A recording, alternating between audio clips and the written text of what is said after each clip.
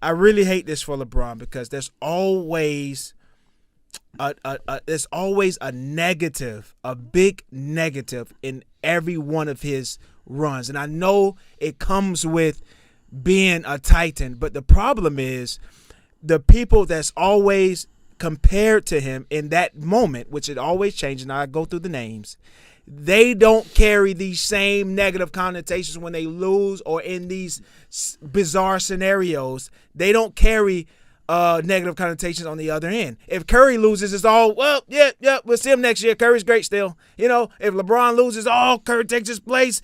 LeBron falls to top 10. He was just number 2. Now he has to go all the way down out of the top 10. Like all of this, it's just crazy, man. That's the one. 2, I always say, we talked about this briefly. You had a good point about plumbers and stuff like that from back in the day. But one of my main points is just LeBron has faced more Titans, more high-level competition than any other superstar that in the GOAT conversation, and it's really not even close, right? And we don't value that. So they talk about all the losses that he takes, but they don't talk about who they were to. That's number 2. Number 3, they talk about Curry 4 rings, LeBron 4 rings if he wins 5 and 4, but there's no context.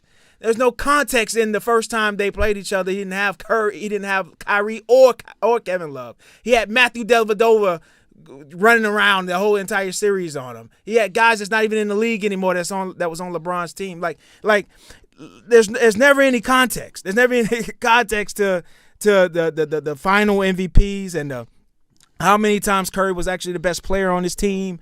Like that just doesn't exist for a guy like LeBron. Like they're not in the same weight class. It's like Ali against Oscar De La Hoya. Like they're, you know, it's a completely different Titan of weight class. Like Curry would have to like have a string of 5 years of another sheer dominance of a career to be put on the same breadth and plateau of a LeBron, Michael Jordan, guys like, you know what I mean, which is a very short list to begin with. But that's just what it is. He just doesn't belong there. He just doesn't. It's like it's like a piece of chicken in a fruit bowl. You know, piece of chicken and fruit bowl. Okay, it just doesn't belong. I don't know. Chicken is still great. I like chicken. Chicken's better than a damn fruit bowl. I tell you that. Send that fruit bowl back to the kitchen. I know I get what you're getting at. I mean, and to me, really, the big swipe of this is just the culture of comparison. And we talk about this a lot. It diminishes what you're watching and what you're enjoying. And it's you have to, before the series has even started, there's always like hypotheticals. If this happens, if that happens.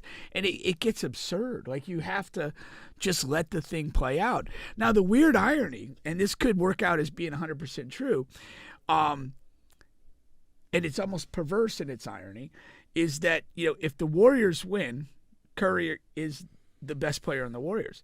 If the Lakers win, Anthony Davis might be the best player in the series for the Lakers. And kind of that almost goes back to like the KD and Steph playing together. So you almost kind of come full circle where maybe LeBron gets one of those in his favor. But that's another iron to this. Like, and it should be like that. Like LeBron is in year 20 something. Like nobody even makes it this far and is this productive. Like yesterday, in a game full of 20-year-olds and whatever, LeBron was the second most impactful defensive player in the entire game. All right, and still gave you whatever 22, 24 points, or whatever that was. Like he was the second most impactful defensive player. He was blocking shots left and right. He was, he was playing really good defense. He was in tune. All right, like it's a completely different. Like it's just a different book. It's not. They're not even in the same. They're not even in the same stratosphere. Like I don't understand. My brain can't wrap my head around it. I don't get it because like there's a couple ways to look at it. If you, and I'm not necessarily in favor of these conversations. I want a good series. I want the Warriors to win, and I want them to win the title. That's what I want. But in this whole thing of comparisons, it's like LeBron suffers in a way. It's like gunslinger syndrome. He's the guy, and he's the guy that everybody wants to take down because he's basically the top guy. His career is unprecedented in basketball. In some ways, it's unprecedented in the history of sport to be this productive for this long, free of scandal, free of whatever. It's amazing. But if you just leave it at that, like, what's your talking point? And even if he's in another stratosphere, now you could take it literally and say, like, oh, if Curry wins and he has 5 of LeBron, you put him in front. Here's another thing with the stratospheres. We all know LeBron's out in this crazy stratosphere. But by beating him, theoretically, what stratosphere does that put Steph into?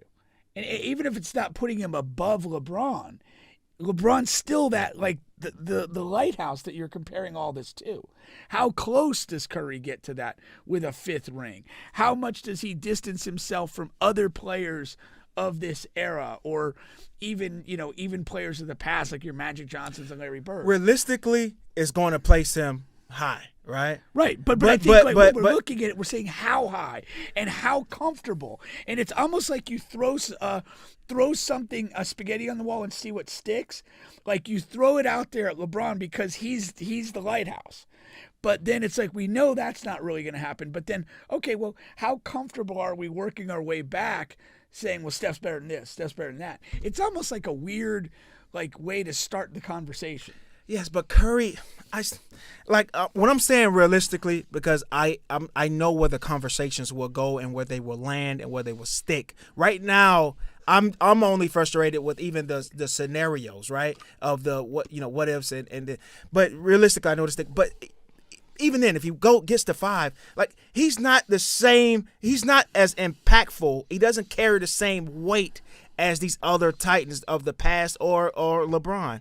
He just doesn't. He's a different kind of player. He's within this Golden State system with all of these great, awesome players. Now that's not his fault, but as a result of that, his burden is much, much less than these other guys. I don't care. It doesn't matter which one you name, whether it's the Jordans, whether it's the LeBrons, whether it's the Larry Birds, whether it's the especially after when Larry had to carry with the injuries there, with the Wilt Chamberlains and the whatever. Sort of that's sort of my argument with Bill. I mean, but I understand people, they don't care about context. Sports fans don't care about context. Sports fans care about the end result of the ring. You get a ring or you're not. But then how do you take away Robert Ory's and all this? I don't understand how it's good for the goose, but it's never good for the gander. The argument is almost only as good as the arguer. And if you're going to say, like, low mental capacity people, it really gets a name quickly.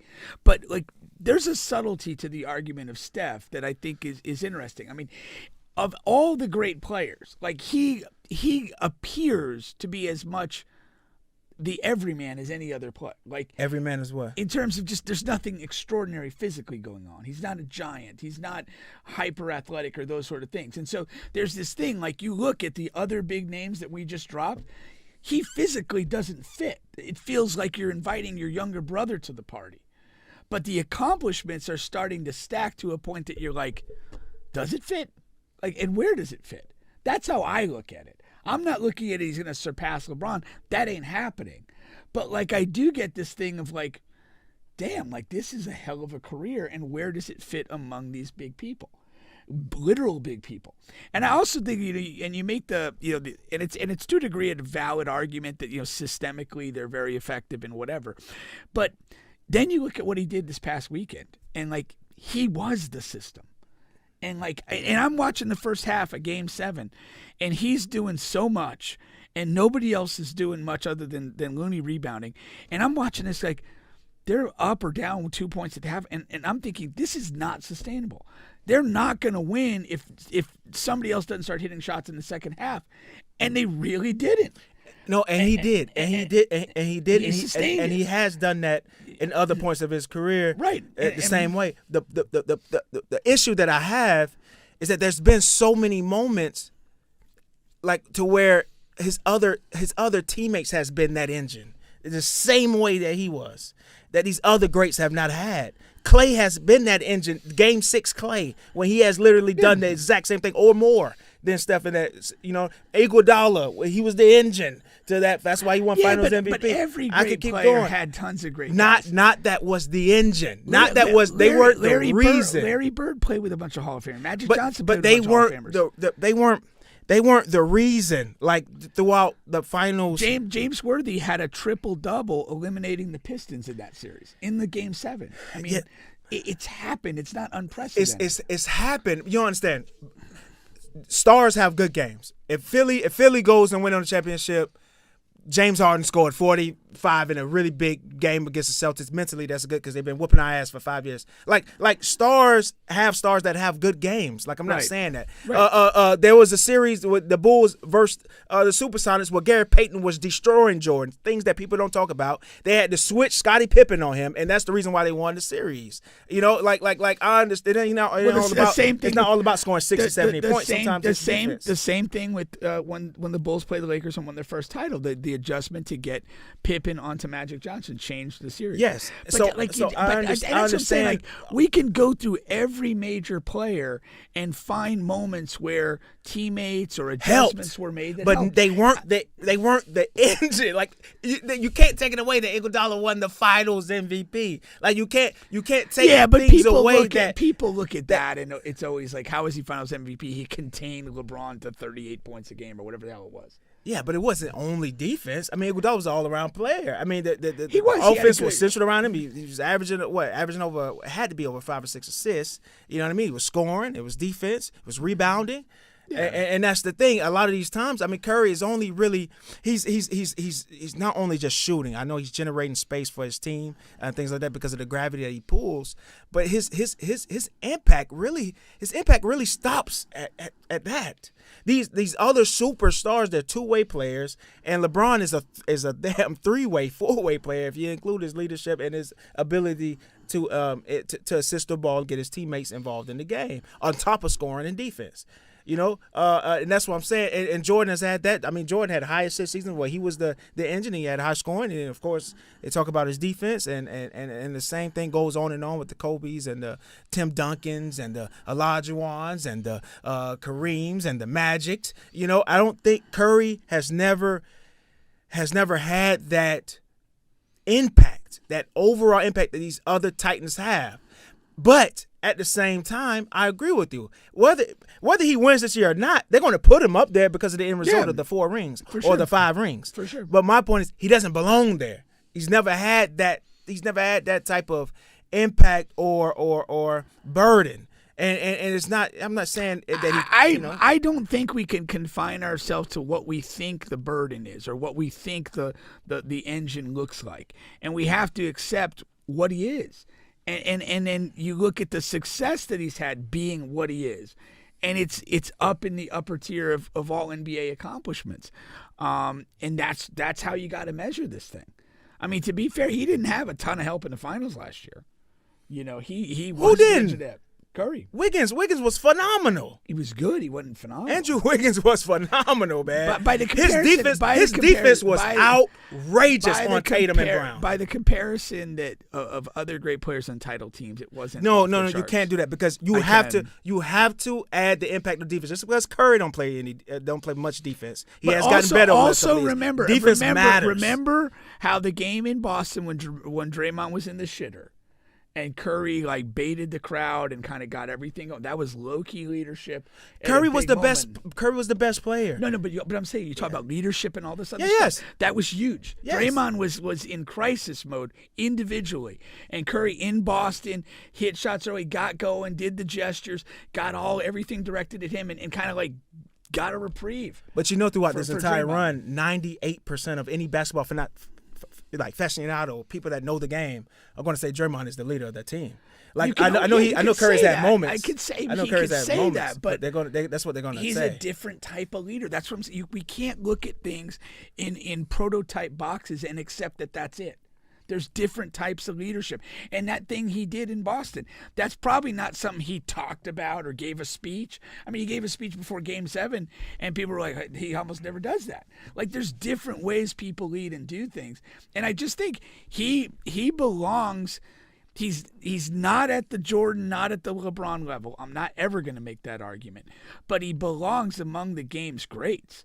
Yes, he's a great player. And that's all you got to say. Like, I mean, what are we arguing about then?